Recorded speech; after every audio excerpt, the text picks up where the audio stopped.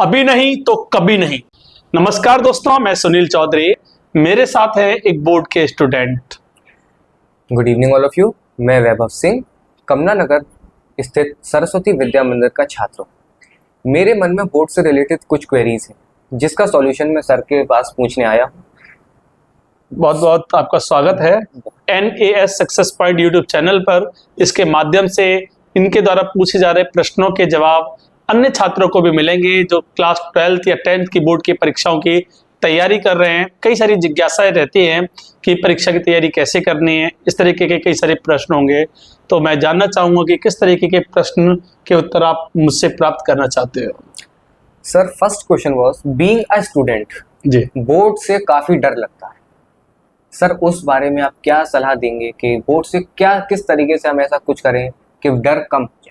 बहुत अच्छा प्रश्न। पहला प्रश्न यही आता है बच्चों के मस्तिष्क में।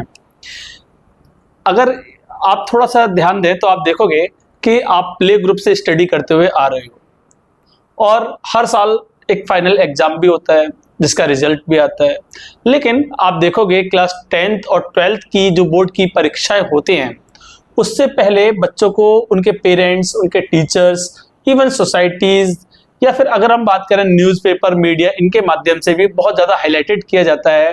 जब 10th का 12th का रिजल्ट आता है तो उस समय इतना ज़्यादा बखान किया जाता है कि ये रिजल्ट आ रहा है। मतलब सीधा सीधा ये है कि बच्चों को एक डर उनको लगता है, ये स्वाभाविक है क्योंकि ये सबसे महत्वपूर्ण क्लास भी होती है। 10th और 12th का रिजल्ट का जो एनालिसिस अगर हम करते हैं और जीवन में काफ़ी काम भी आती है। कई सारी नौकरी के लिए अगर हम कहीं अप्लाई करते हैं तो वहाँ भी मार्कशीट्स लगती हैं और हमसे पूछा भी जाता है। इवन रिलेटिव्स भी हमसे पूछते हैं कि इनका बोर्ड का मार्क्स कैसे रहे, परसेंटेज कैसे रहे। तो स्वाभाविक है ये डर होना। लेकिन जो छात्र क्लास 10th और 12th की बोर्ड की परीक्षा को देने जा रहे हैं उनके लिए मैं कहना चाहूँगा कि इस क्लास को भी अन्य क्लास की भांति ही लीजिए कि जो बोर्ड की परीक्षाएं होती हैं वैसी ही परीक्षाएं आप जब हर साल अपने विद्यालय में परीक्षाएं देते हैं वैसी ही परीक्षाएं। जबकि अगर मैं कहूँ ये परीक्षाएं तो और ज़्यादा अच्छी होती हैं जहाँ जो टीचर्स आपके रूम में ड्यूटी दे रहे होते हैं आपका बहुत ध्यान रखते हैं, आपकी केयर करते हैं और वो भी ये कोशिश करते हैं कि बच्चे पूरे जो क्वेश्चंस आए हैं उन सबको अटेम्प्ट करें, चिंता करते हैं। मतलब समय आपको पूरा पर्याप्त मिलता है। वो जो 15 मिनट का समय पहले मिलता है वो काफ़ी ज़्यादा महत्वपूर्ण होता है बच्चों के लिए, क्योंकि शुरुआत में क्या होता है कि बहुत सारे सब्जेक्ट्स ऐसे होते हैं जिनकी तैयारी हमने कम की होती है तो जाहिर सी बात है कि उसमें डर लगता है। इस डर को दूर करने के लिए सबसे पहली बात यह है कि मन से इस भय को निकाल दें कि ये बोर्ड की परीक्षा हमारे लिए सबसे ज़्यादा मैटर करती है। क्योंकि निराशा अधिकतर वही चीज़ें हमें देती है जिस पर हम बहुत ज़्यादा फोकस या सोचते हैं कि अगर ये नहीं हो पाए तो फिर क्या होगा। ऐसा कुछ नहीं है। अब बोर्ड की परीक्षाओं के स्ट्रेस को लेकर के CBSE हर बार मन की बात प्रधानमंत्री के द्वारा भी की जाती है, परीक्षा पे चर्चा होती है। तो इन माध्यमों से भी बच्चों के स्ट्रेस को दूर करने के लिए कोशिश की जाती है। और दूसरी बात, ये सब कुछ नहीं होता कि ये परीक्षाएं सबसे महत्वपूर्ण होती है, ऐसा भी नहीं है। तो मुझे लगता है कि छात्रों को इस हिसाब से सोचना चाहिए कि हमें अन्य क्लास की भांति ही इन परीक्षाओं में देना है, तैयारी करनी है। Thank you so much sir. मेरा सेकंड क्वेश्चन था, जब बोर्ड का पेपर आता है तो पेपर आते ही जितना जो कुछ पढ़ा था सब एकदम से भूल जाते हैं और जो अजीब सी बेचैनी सी मन में आती है, डर लगने लगता है। सर, उसके लिए कुछ सॉल्यूशन दे सकें आप? ये ये प्रश्न जो है कई स्टूडेंट्स ने मुझसे पूछा है, कई बार पूछा है और वास्तविकता तो ये भी है कि ऐसा बच्चों के साथ होता है। तो एक चीज़ मैं आपको कहना चाहता हूँ, हम जब भी किसी काम को करने जा रहे हैं तो उससे पहले ये ध्यान देना चाहिए कि ये हम आखिर कर क्यों रहे हैं, उसका हमारे जीवन में क्या प्रयोग है, उद्देश्य क्या है। तो कोई भी चीज़ है उसकी जो हम फाइनली दे रहे हैं एग्जाम जैसे कि, तो उसकी तैयारी कोई एक दिन का परिणाम नहीं है, कोई रिजल्ट भी एक दिन का परिणाम नहीं होती है। तो उसकी तैयारी लंबी की जाती है। जैसे 12th क्लास में जब आप आते हो तो 11th क्लास जैसे ही ओवर होती है, कुछ स्टूडेंट तो 12th क्लास की तैयारी 11th क्लास के साथ ही कर लेते हैं और नहीं भी कर पाते तो पर्याप्त समय होता है 11th क्लास के एग्जाम ओवर होते ही 12th की तैयारी करना प्रारंभ कर देना चाहिए। ऐसा अधिकतर तब होता है जब हम एकदम से कई सारी चीज़ों को पढ़ करके एग्जाम देने जाते हैं और उस समय कुछ चीज़ें जो हमें मस्तिष्क पर जिन्होंने प्रभाव डाला है, जिसको हमने एंड में देखा है, वो इतने हावी हो जाते हैं कि मुख्य जो परीक्षा में जो प्रश्न आए हुए होते हैं उनसे हमें डर लग जाता है और हम उनके उत्तर भूल जाते हैं।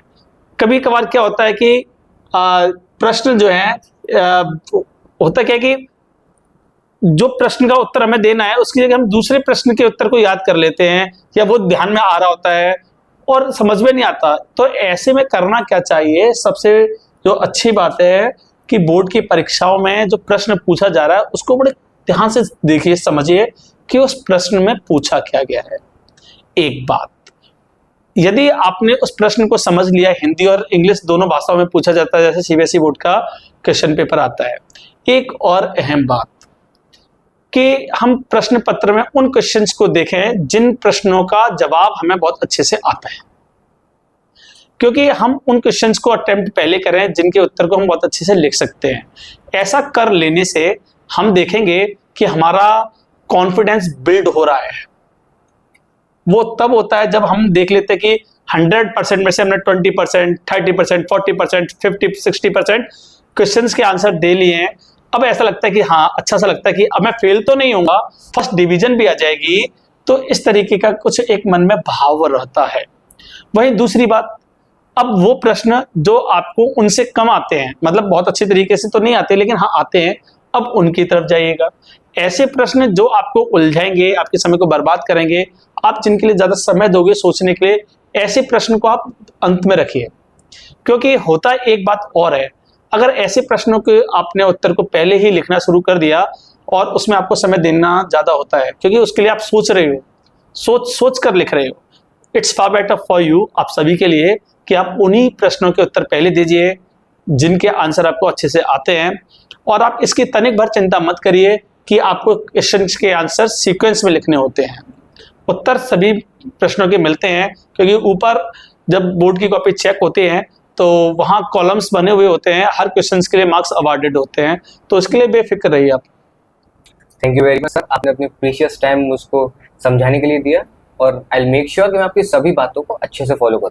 मैं भी उम्मीद करता हूं कि जो आपने अपना एक टारगेट बनाया होगा बोर्ड के एग्जाम में, तो वो टारगेट को आप अचीव कर पाओ। इसके लिए आपको बहुत बहुत शुभकामनाएं। वहीं दोस्तों, हम बात करते हैं कि बोर्ड के एग्जाम्स को लेकर के कि बच्चों को तैयारी कब करनी चाहिए।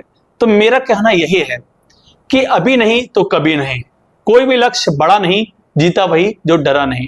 तो दोस्तों देखो, जब आपके मन में विचार आया है उसी समय से आपको तैयारी प्रारंभ कर देनी चाहिए, क्योंकि फिर हम प्लानिंग करते हैं, सोचते कल से करेंगे, बाद में करेंगे, देर बहुत हो जाती है, समय इतना जल्दी निकल जाता है, पता नहीं चलता। एक बहुत इंपॉर्टेंट बात मैं आप लोगों से शेयर करना चाहता हूं।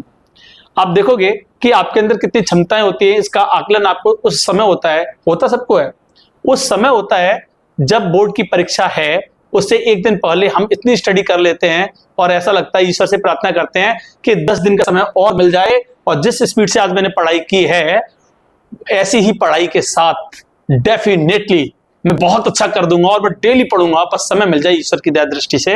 लेकिन ऐसा हो नहीं पाता। तो ये चीजें जब बाद में आती है, क्यों ना उस चीज की तैयारी हम पहले से ही करना शुरू कर दें। तो दोस्तों, मैं उम्मीद करता हूं ये वीडियो आपको जरूर पसंद आई होगी। ऐसी कई सारी वीडियोज आपको मिलती रहें, इस चैनल पर आप बने रहें।